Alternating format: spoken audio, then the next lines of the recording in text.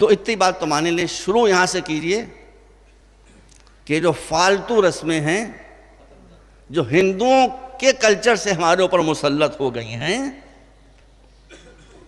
ہم اگر مسلمان ہیں تو ہم اگر مسجد میں مسلمان ہیں تو شادی کے موقع پر مسلمان کیوں نہیں ہیں؟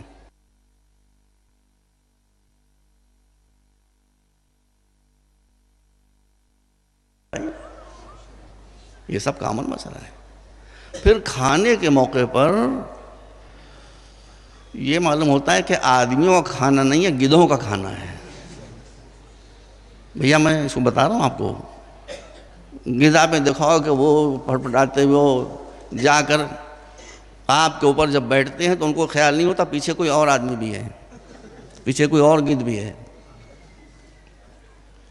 پیٹ بھرے ہوئے لوگ میں نے دیکھا ہے کہ وہ نکاح ختم ہوا اور چھاپا مارا انہوں نے ٹیبلز کے اوپر، اور اب وہاں سے سرکتے نہیں، یہ خیال نہیں ہے کہ ہمارے پیچھے بھی کوئی اور آدمی ہے ہی نہیں یہ خیال، اور اپنے پیٹ کا بھی اندازہ نہیں کہ ہمیں کتنا کھانا ہے۔ ہوکے میں اتنا لے لیتے ہیں کہ 1/4 بھی نہیں کھاتے ہیں، باقی سب پھینکا جاتا ہے۔ آپ کو اس کے لیے جواب دہ ہونا پڑے گا۔ یہ رزق الہی جو آپ ضائع کر رہے ہیں، وولچر ڈنر، اس کے لیے آپ کو بارگاہ الہی میں جواب دہ ہونا پڑے گا۔ میں آپ کو یہ بتا رہا ہوں، یہ تو فضول رسمیں ہیں۔ آپ قدر کریں اللہ و رسول کے بعد اپنے ائمہ طاہرین کی۔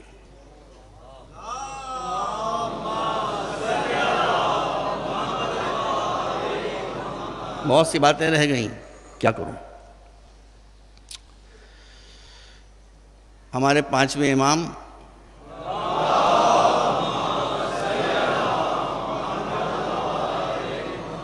سنی حضرات بھی سنیں، ہمارے 5ویں امام جو ہیں وہ حضرت امام ابو حنیفہ کے استاد ہیں، سمجھ رہے ہیں آپ؟ ان کے استاد ہیں۔ اگر آپ کو یقین نہ ہے تو مولانا شبلی نعمانی کی جو کتاب لکھی ہوئی ہے سیرت النعمان، اس کو ملاحظہ فرما لیجئے، میں اس کو پڑھ کے آپ کے سامنے عرض کر رہا ہوں۔ استاد ہیں ان کے، تو وہ بھی ریسپیکٹ کریں گے 5ویں امام کی ہمارے۔ انہوں نے بس 1-2 حج کیے، اس کے بعد حج کے لیے تشریف نہیں لے جاتے تھے۔ تو کسی شخص نے کہا فرزند رسول آپ کے لیے تو یہ بات مناسب نہیں ہے کہ لوگ ہر سال حج کرنے کے لیے جاتے ہیں۔ سن لو، سن لیجئے کہ آپ کے لیے مناسب نہیں ہے کہ لوگ ہر سال حج کرنے کے لیے جاتے ہیں، آپ برابر ہر سال حج کرنے کے لیے نہیں جاتے۔ کہا ٹھیک ہے، وہ عقیدہ سے جاتے ہیں، جائیں، کوئی ایسی بات نہیں ہے، لیکن میں جانا مناسب نہیں سمجھتا۔ کہا کیوں؟ کہا کہ اللہ نے خود قرآن میں حج کو 1 مرتبہ واجب کیا ہے، بس 1 مرتبہ واجب ہے، سو میں نے کر لیا۔ حج واجب میں کر چکا، اب سنتی اور مستحبی حج اگر میں چھوڑ دوں اور اس کا جو پیسہ بچے، اس پیسے سے میں کسی مسلم خاندان کو اس کے پیروں پر کھڑا کر دوں تو اللہ مجھے 90 حجوں کا ثواب دے گا۔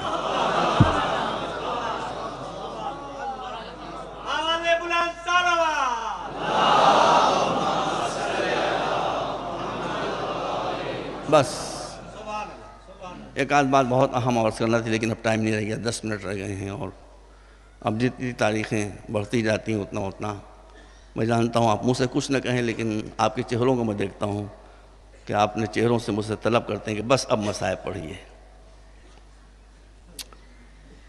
بس اب مسائل پڑھیے۔ بہت اہم باتیں تھیں جو کچھ رہ گئیں، دیکھتا ہوں انشاءاللہ کل شاید عرض کروں۔ یہ سارے جو کچھ میں نے عرض کیا ہے، کیا وہ فقط شیعوں کے لیے اچھا ہے، سنیوں کے لیے اچھا نہیں ہے؟ آپ بتائیے۔ میرا میسج تو سارے مسلمانوں کے لیے ہے۔ سارے مسلمانوں کا فریضہ ہے کہ وہ بیجا رسموں کو چھوڑیں، فضول خرچیاں نہ کریں۔ نیا سال، عیسوی نیا سال، بھائی عیسوی نیا سال اور مسلمان خوشیاں منا رہے ہیں، اور یہاں تو کوئی کام بغیر فائرنگ کے ہوتا ہی نہیں ہے۔ فائرنگ بھی ہو رہی ہے، آتش بازی بھی چل رہی ہے، 5 آدمی بے گناہ مارے بھی جا رہے ہیں. لو ہو گیا نیا سال مبارک. نئے سال کی ابتدا کراچی میں 5 بے گناہ جانوں کے جانے سے ہوئی ہے، تو سال بھر کیا ہوتا رہے گا؟ جب بوہنی یہ ہوئی ہے، جب بسم اللہ یہ ہوئی ہے نئے سال کی، تفریح میں 5 بچے مر گئے. کوئی جان کی ویلو نہیں ہے. یہ نئی باتیں ہیں مناسب. سارے مسلمانوں نے پاکستان کو اس بات کا ذہن میں رکھنا چاہیے کہ ابھی گلوبل ویلیج ہے پوری دنیا. یہاں کوئی بات ہو پوری دنیا کو خبر ہوتی ہے. بھائی اسلام بدنام ہوتا ہے جب آپ بے گناہوں کی جان لیتے ہیں. کھیل کھیل میں فائرنگ میں مار دیا آپ نے اس کو. نہ کیجیے ایسا. اسلام کسی بے گناہ کی جان کی لینے کی اجازت نہیں دیتا. آج مجھے پڑھنا تھا لیکن نہیں رہ گیا ٹائم. آپ کسی بے گناہ مشرک کو بھی نہیں مار سکتے، بے گناہ کافر کو بھی نہیں مار سکتے. آپ نے اس کو نہیں بنایا ہے جو مار دیجئے. جس نے بنایا پہلے اس سے پوچھئے کہ تیری مرضی ہے کہ نہیں ہے. تو وہ کہتا ہے اگر بے گناہ ہے تو نہیں مار سکتے. اگر بے گناہ ہے تو جب وہ کہہ رہا ہے نہیں مار سکتے تو آپ کیا خدا ہیں دوسرے؟ آپ کیا اس کے مقابلے میں دوسرے اللہ ہیں کہ وہ کہہ رہا ہے بے گناہ کو نہ مانو، چاہے وہ مشرک ہو چاہے وہ کافر. آپ کا نہیں، ہم تو ماریں گے. ہم مسلمان کو کافر بنا کے ماریں گے. وہ کہتا ہے جو واقعی کافر ہیں ان کو بھی نہ مارو. آپ کہتے تو کہاں کر، ہم تو جو مسلمان ان کو بھی کافر بنائیں گے، اٹھوں کر دیں گے. تو یہ آپ کا خود ساختہ اسلام ہے، یہ اسلام محمدی نہیں ہے. اسلام کے خول سے باہر نکل آئیے. اور اسلام کے خول سے نکلنے کے لیے جو سہارا ہے وہ کربلا کا ہے. بس زداران حسین 7 منٹ رہ گئے ہیں. اور پھر مجھے آج 2 شہیدوں کا حال عرض کرنا ہے. کوشش کروں گا 7 ہی منٹ میں انشاءاللہ ہو جائے. دونوں شہادتیں بچوں سے متعلق ہیں. ایک مسلم نے اوسجا 86 برس کی عمر، ہاتھ پاؤں کانپ رہے ہیں، پپوٹے لٹک کر آنکھ پر آ گئے. اس عالم میں شجاعت کے ساتھ جہاد کیا، زخمی ہو کر گھوڑے سے گرے، سانس اکھڑی ہوئی ہے. امام حسین سراہنے پہنچ گئے. حبیب ساتھ میں ہیں. حبیب نے کہا مسلم میں تم سے کہتا کچھ وصیت کرو تاکہ میں اس پر عمل کروں، مجھے بھی اللہ ثواب دے. مگر کیا کہوں، وصیت پر عمل کرنے کا تو موقع ہی نہیں ہے، اس لیے کہ آگے اگر تم جا رہے ہو پیچھے پیچھے میں آ رہا ہوں. یہ آواز مسلم کے کان میں پہنچی. بات کرنے کا یارانہ تھا، بات کرنے کی طاقت نہ تھی، تو تھرتھراتی ہوئی انگلی اٹھا کر حسین کی طرف اشارہ کیا. کہا حبیب اس عالم میں بھی ایک وصیت ہے، مرتے مر جانا مگر حسین کے دامن پر داغ، حسین کے جسم تک کوئی اسلحہ نہ پہنچنے پائے. بس یہ کہہ کے دنیا سے چلے گئے. حسین نے اپنے سپاہی کی لاش اٹھائی، لا کر گنج شہیدہ میں رکھی. ابھی مسلم کے سرانے اس حسین اٹھنے نہ پائے تھے کہ ایک 12-13 برس کا بچہ دوڑتا ہوا میدان کی طرف چلا. لمبی تلوار زمین پر کھنچتی جاتی ہے. کہا دیکھو یہ بچہ کہاں جا رہا ہے، یہ کہاں جا رہا ہے، یہ کدھر جا رہا ہے، اس کو پتہ نہیں ہے. اصحاب حسین گئے دوڑتے ہوئے اس کو پکڑ کر لے کر آئے. کہا کہاں جا رہے ہو؟ کہا میدان میں. کہا کیوں؟ کہا اس لیے. بھائی یہی الفاظ ہیں تاریخ میں گڑھ کے تھوڑی پیش کرتا ہوں، الفاظ تاریخ میں یہی ہیں.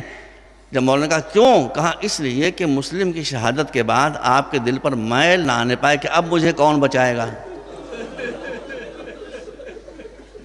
جب تک ہم چھوٹے چھوٹے بچے موجود ہیں مولا آپ کے اوپر آنچ نہیں آنے دیں گے. حسین رونے لگے. کہا میرے پاس آ جا میرے لال. بچہ آیا. کہا تیرور تیرا 14 سال کی ہے، تجھ پر ابھی جہاد واجب نہیں ہے، کیسے جائے گا؟ کہا کہ کل جب خیمے میں آپ خطبہ دے رہے تھے تو میں بھی بیٹھا تھا آقا. تو جب قاسم نے پوچھا ہے کہ کیا میرا نام شہداء کی لسٹ میں ہے کہ نہیں ہے، تو آپ نے گواہی دی تھی کہ نہیں. کہا تم شہید ہو گئے. تو میں بھی تو قاسم ہی کہ ہم سنوں، وہ اگر شہید ہو سکتے ہیں تو مجھے بھی شہادت کا مرتبہ مل سکتا ہے. حسین نے کہا نہیں، قاسم کو تو میں اجازت دوں گا اور اس کی ماں اجازت دے گی، تیرا اجازت دینے والا کون؟ کہا 2 ہی اجازت دے سکتے تھے، باپ یا ماں. تو باپ کی لاش آپ قدموں میں پڑی ہے. اور میرے مولا آپ یقین کریں میرے مولا کہ یہ میری کمر میں تلوار میری مائی نے باندھی ہے. اور کہا جا کر اپنے امام پر بھی جان نثار کر دے. امام رونے لگے تو خیمے کے در سے آواز آئی ایک بیوہ کی کہ مولا میں ہوں مسلم کی بیوہ. ایک بیوہ کی ہدیے کو قبول کر لیجئے، اس بچے کو اپنے اوپر نثار ہو جانے دیجئے۔ بہت بڑی قربانی ہے یہ، بیوہ مسلم نے وہ سجا کی، لیکن صحابی ہے، اہل بیت ہے۔ ایک بچہ ہے، اور ایک ہی بچہ تھا، اسے بھیجا۔ زینب کے 2 بچے، ایک کا نام اون، ایک کا نام محمد۔ میں نے کہا آپ کے سامنے ایک بنی ہاشم کا حسن مشہور تھا۔ یہ بچے کسی نہ کسی صورت سے امام سے اجازت لے کر چلے، بچے نہیں چلے، چاند، 2 چاند پیچھے کالی زلفیں ہوا سے اڑتی ہوئی۔ لکھنؤ میں ایک شاعر گزرے ہیں، دولہ صاحب عروج، انہوں نے اس منظر کو ایک مصرعے میں کہا ہے کہ آگے 2 چاند تھے، گھنگور گھٹا پیچھے تھی۔ بس وقت نہیں رہ گیا میرے عزیزوں۔ یہ دونوں بچے آنے کے بعد جب پوچھا لوگوں نے کہ تم کون ہو، تو ماں نے جو تاکید کی تھی وہ کہا کہ ہم حسین کی ایک کنیز کے بیٹے ہیں۔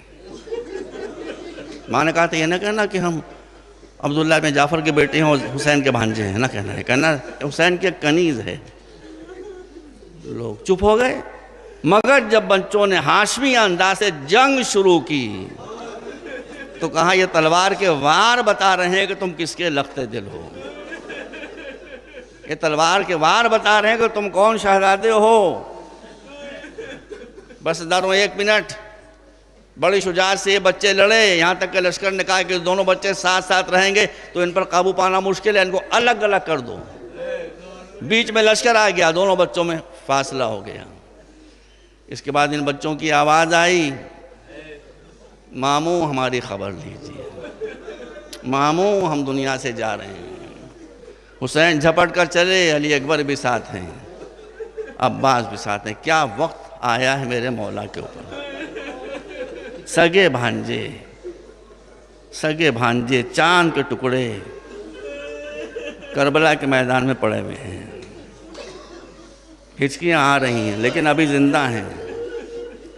ایک بچے کو حسین نے اپنی گود میں اٹھایا، ایک بچے کو عباس نے اپنی گود میں اٹھایا۔ جب بچے چلے تھے زینب مصلی پر آ گئی تھیں، پالنے والے میری قربانی رد نہ ہونے پائے، پالنے والے میری قربانی قبول ہو جائیں۔ زینب مصلی عبادت پہ بیٹھی وہ دعا کر رہی تھی کہ فضا جو در خیمہ پر کھڑی ہوئی دیکھ رہی تھی کیا ہونے والا ہے، دور سے دیکھا کہ بچوں کی لاشیں آ رہی ہیں، شہزادے آ رہے ہیں۔ ایک بچہ عباس کی گود میں ہے، ایک بچہ حسین کی گود میں ہے، دوڑتی میں آئی، بی بی آپ کے شہزادے آ رہے ہیں، آپ کے شہزادے آ رہے ہیں۔ ایک کو عباس لے کر آ رہے ہیں، ایک کو آپ کے بھائی حسین لے کر آ رہے ہیں۔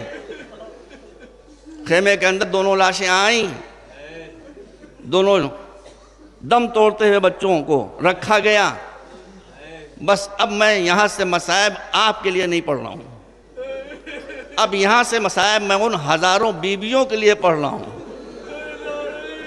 خاص طور پر اولاد والی مائیں جن کے بچے ہیں۔ اللہ آپ کے بچوں کو سلامت رکھے۔ اگر کہیں کوئی دنگا ہو جاتا ہے، میں نے کئی مرتبہ منظر دیکھا ہے، فساد ہو جاتا ہے اور کسی ماں کا بچہ شہر میں ہوتا ہے اور دور ہوتا ہے، اس علاقے میں ہوتا ہے جہاں فساد ہو رہا ہے، تو ماں تڑپ تڑپ کر دعا کرتی تھی، پالنے والے، میرا بچہ، میرا بچہ، میرا بچہ۔ یہ منظر میں نے کتنی مرتبہ دیکھا ہے اپنی آنکھوں سے، میرا بچہ، میرا بچہ، میرا بچہ زندہ آ جائے، میرا۔ یہاں صورتحال یہ بھی کہ فضا نے اگر کہا کہ آپ کے شہزادے آ رہے ہیں، حسین و عباس اور محمد کو اٹھائے ہوئے لا کر زینب کے سامنے رکھا۔ پہلے بی بی نے سجدہ شکر کیا، کہا پالنے والے تیرا شکریہ، تیرا شکر کس زبان سے ادا کروں۔ دیکھا سانس آ رہی ہے، ابھی ہچکیاں لے رہے ہیں بچے۔ آ کے ماں دونوں کے بیچ میں بیٹھ گئی، ایک طرف اون، دوسری طرف محمد، بیچ میں دونوں کی ماں بیٹھی ہوئی ہے۔ ایک مرتبہ بچوں نے اکھڑی ہوئی سانس میں کہا، ماں آپ ہم سے خوش ہو گئیں، اب کوئی شکایت تو آپ کو نہیں ہے۔ ماں نے کہا کہ ہاں بچوں میں خوش ہو گئی. ابھی ماں یہ گفتگو کر رہی تھی کہ بچوں نے آخری ہچکی لی اور دنیا سے چلے گئیں، اور ماں نے کبھی ایک بچے کے رخسارے پر منہ رکھا، کبھی دوسرے بچے کے رخسارے پر منہ رکھا. کہا میرے بچوں، تم نے مجھے میری ماں سے سرخ رو کر دیا. میں نے اپنی ماں سے وعدہ کیا تھا کہ آپ کے لال پر وقت پڑے گا اور میرے بچے ہوں گے تو اپنے بچوں کو قربان کر دوں گی. وَسَيَعْلَمُ الَّذِينَ ظَلَمُوا